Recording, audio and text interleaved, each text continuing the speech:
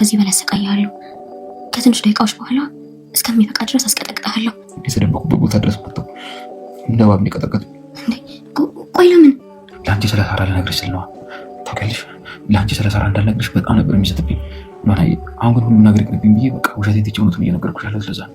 ግን እኮ ዛሬ ፖሊስ ጣቢያ ሄዷል። እንዴት ራሱ ላይ ያመለክታል? ዮሐና፣ እኔ ከአንቺ ላይ ያርገኝ ስለፈለገ ነው። ቆይ አንቺ ከመቼው ጠላትሽ አልነበር እንዴ? ከመቼው ወዳጅሽ ሆነ? እሱ አይደለም ጠላቴ። አሁን ጠላቴን አግኝቻለሁ። አረ እና ጠላትሽ ማን ነው? የኔ ጠላት አድናን ነው።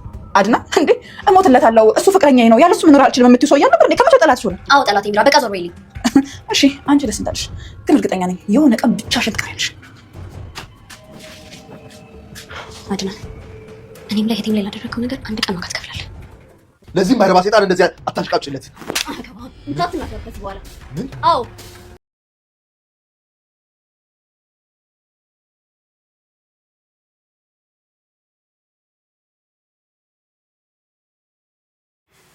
ሮቤል ዛሬም ማስመሰሉ አላለቀበትም። በባለፈው ክፍልም እንግዲህ ሉሃናና አድናንም ወደ ራት ግብዣው ለመሄድ ሲዘጋጁም ሮቤል ተዝለፍልፎ ወድቆባቸውም ነበር። በዚህም ሉሃናና አድናን በጣም ተደነጋግጠውም ነበር ቪዲዮ ያቆመው። ዛሬስ ምን ተከሰተ፣ ምን ተፈጠረ የሚለውን የምናይና የምንመለከት ይሆናል ማለት ነው። ሰላም ጤና ይስጥልን ውድና የተከበራችሁ የቻናሌ ተከታታዮች እንደምን አላችሁ? ዛሬም እንደተለመደው አዝና ቪዲዮዎችንም የምናቀርብበት ሰዓት ነው። እንግዲህ ሉሃና ድራማ እጅግ አዝናኝና እንዲሁም ቁም ነገር አዘል ድራማ እየሆነ መጥቷል ማለት ነው። እናንተም ላይክ፣ ሼር፣ ኮሜንት እያደረጋችሁ አበረታቱ በማለት ስለምታበረታቱኝም ደግሞ ከልብ አመሰግናለሁ። እንግዲህ በባለፈው ክፍል ሮቤል በጣም እያስመሰለ እንደነበረም እኛም ራሳችን ገምተን ነበረ። እንግዲህ ያው ሉሃናና አድናንም በጣም ደንግጠዋል። በወቅቱ የሚያደርጉት የሚሰሩትም ነበረ የጠፋባቸው። ታዲያ ሉሃናም ቢሆን እባክህን ወንድምህ እኮ ነው እንደዚህ ሲጎዳ ዝም አትበል ስትለውም አድናንም ቢሆን በጣም የእሱ ነገር ስለቆረጠለትም እኔ ምን አገባኝ በማለት ነበረ ሁኔታውንም ልክ ያው ቸል ያለው ማለት ነው። ነገር ግን በሉሃና ምክንያት ወደዚህ ቤት ተመልሶ እንዲገባ አድርገዋለች ማለት ነው። አሁንም ሮቤል እያስመሰለ መሆኑን ቀጥሏል። እንግዲህ ሁኔታውንም እያባባሰው መጥቷል ማለት ነው። ነገርየው በጣም ወዴት እየሄደ እንደሆነም እኛም ራሳችን በጣም እየገረመን ነው ማለት ነው። እናንተስ ምን ታስባላችሁ? የሮቤል ጉዳይ መጨረሻው እንግዲህ ውድቀት ይሆናል ማለት ነው። ያው በወቅቱም ሉሃናም ተደነጋግጣ ነበር ሚራንም የጠራቻት። ሚራም ቢሆን የጤና ረዳትም ስለሆነች እንድታግዘውና ቅድመ ሕክምና እንድታደርግለትም ጠይቃታለች። በነገሩም በጣም ተደናግጣም ነበረ ሚራም።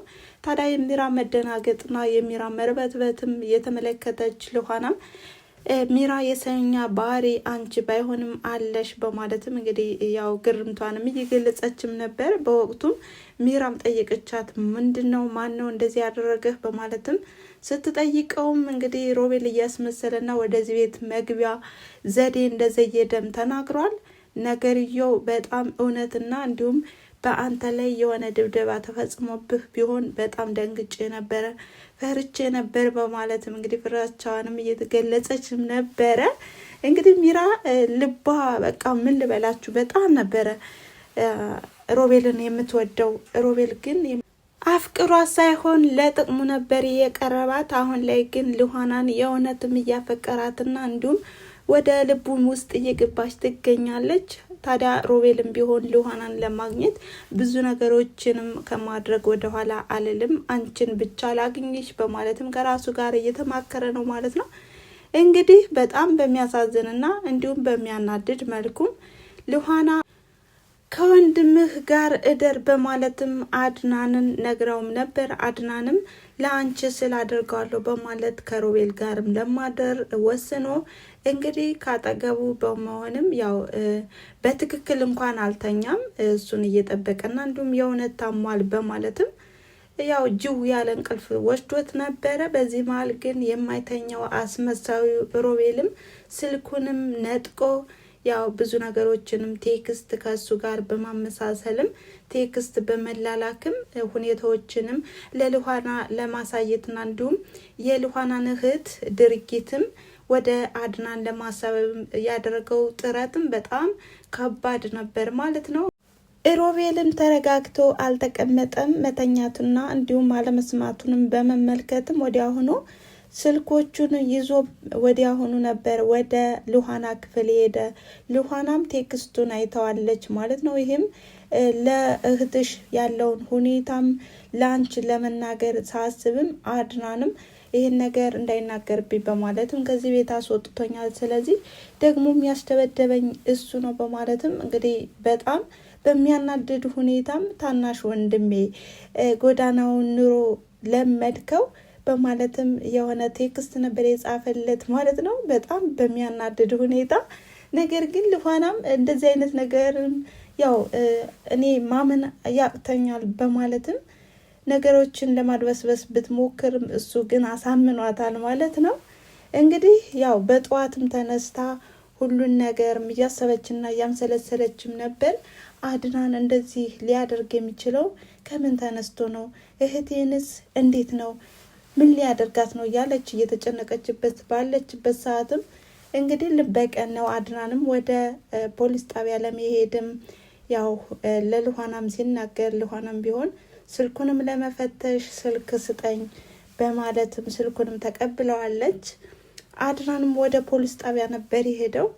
እንግዲህ ያው ብዙ ነገሮችንም የቀመረውና እንዲሁም ያቀነባበረው ሮቤልም ለጓደኛው በመደወልም በዚህ በላኩልህ ስልክ ቁጥርም የምልህን ነገር በሙሉ ማለት ትችላለህ፣ እናም ወዲያውኑ ፈጽመው በማለትም እንግዲህ እሱ እንዳስደበደበውና እንዲሁም የባለፈውን ነገርም ያው በጥንቃቄ አድርገነዋል በሚል በማስመሰልም ያው ሁሉን ነገርም በስልክ ያስተላልፉላታል። ይሄንንም የሰማችው ሉሃናም በጣም ደንግጣለች። እንዴ አድናን እንዴት እንደዚህ የሆነበት ምክንያት ምንድነው? ደግሞም ክፉ ሰው ነው ማለት ነው ያፈቀርኩት እያለችም ወደ አምላኳም እየተማጸነችና እንዲሁም በጣም ግራ ገብቷትም ነበረ። በዚህም ሉሃና የምታደርገው የምትጨብጠው ጠፍቶባታል። አድናንን እንደዚህ በፍጹም ልጠብቀው አልችልም፣ ልገምትበት በማልችበት መንገድ ነው በማለትም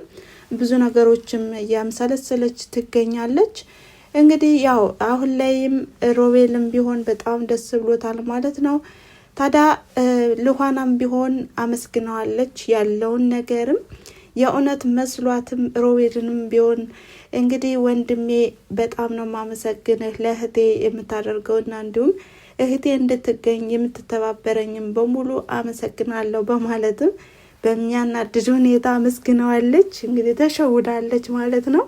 ሮቤልም ያደረገውን አድርጎ በጣም ችግር የለውም እህትሽን ለማግኘት ብዙ ነገርም እንከፍላለን፣ ነገር ግን ከአድናን ተጠንቀቂ በማለትም አድናን እንዳትቀርበውም አድርጓታል። ሉሃና ግን አሁንም አምናዋለች ማለት ነው። በሌላ በኩል ያው አሁን ላይ ሉሃና እህቷን ከማግኘትም እንዲሁም እንድታገኛት ከመሻቷ የተነሳ ሮቤልን እየተንከባከበችው ነው ማለት ነው። እናም ያው ምግብ እያበሰለችለት ሳለ ሚራም ትደርሳለች።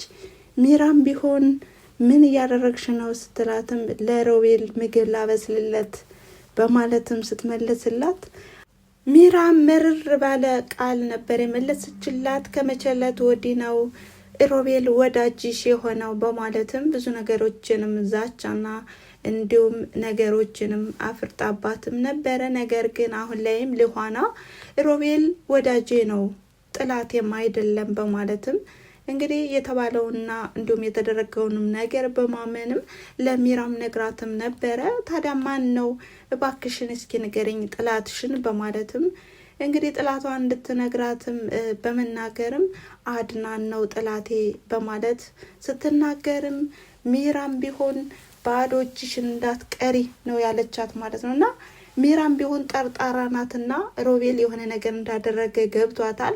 ከዚህ ነገርም እኔ ጊዜው ቢዘገይና ቢረፍድም እደርስበታለሁ እያለች እየፎከረች ነው ማለት ነው። እናም እንግዲህ ሉሃናም ቢሆን ያበሰለችውን ምግብም ለሮቤል እያጎረሰችው ሳለ አድናን ደርሷል። አድናንም ቢሆን ባየውና በተመለከተው ነገር በጣም ተናዶ ነበረ። እንዴት ነው ሮቤል እጅ የለውም እንዴ? በእጁ አይበላም እንዴ? ለምንድን ነው? ምን እያደረግሽ ነው ሲላትም እንግዲህ የተናደደችው ሉሃናም ተነስታ አድናንን ባልጠበቀውና ባላሰበው መንገድ ነበረ በጥፊ የደረገመችው። እንግዲህ በጣም የሮቤል አስመሳይነትና እንዲሁም ክፉነትም ከዚህ ላይ ይታያል ማለት ነው።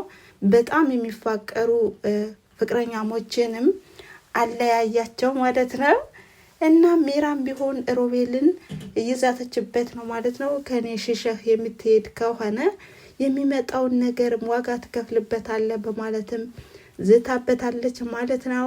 እናም የዛሬው ቪዲዮ ይሄን ይመስል ነበረ። ስለተከታተላችሁ ከልብ አመሰግናለሁ በማለት ላይክ፣ ሼር፣ ኮሜንት እያደረጋችሁ ቤተሰብ እናም በቀጣይ ቪዲዮ እስከምንገናኝ ድረስ መልካም ጊዜ።